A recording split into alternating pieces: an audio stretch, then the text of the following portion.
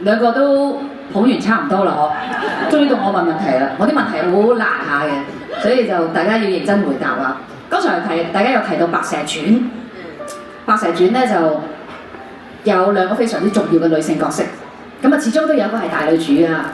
咁你哋話，我讀書嘅時候咧咁啱錯開晒嘅，咁啊最好就最開啦。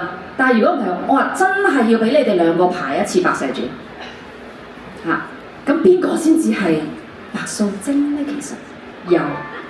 夾硬將你兩個編埋一齊嘅。其實我哋都好似我哋班都想，其實我哋班都想嘅，都想係啊，都想咁樣排法嘅。我哋班除咗我哋兩個之外，仲有另外一個梅花獎演員嘅。係啊，係啊，我哋班係喺歷屆當中花旦梅花獎最多嘅。哇！犀利。係啊，係一個花朵梅花喺我哋班裏邊。咁我哋都其實一直都有個願望喺我哋班裏邊，其實可以共同去完成一出係白蛇傳。會正面回答我嘅問題啊。係啊。即係女主角得一個嘅啫，兩位。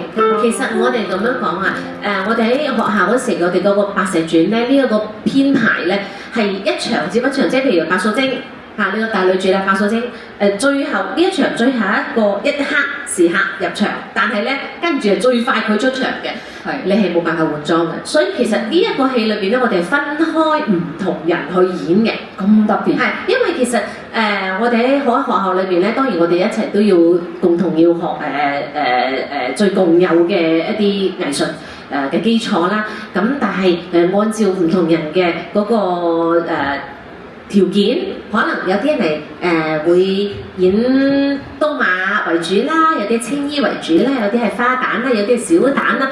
其實係個個都唔同嘅。咁其實喺《白蛇傳》裏邊，佢本身呢個白素貞一個角色就包含咗咁多個演員行當係啦。咁其實我哋即係呢個係可以我哋幾個人一齊演嘅，唔同場次去演嘅。芹姐啊！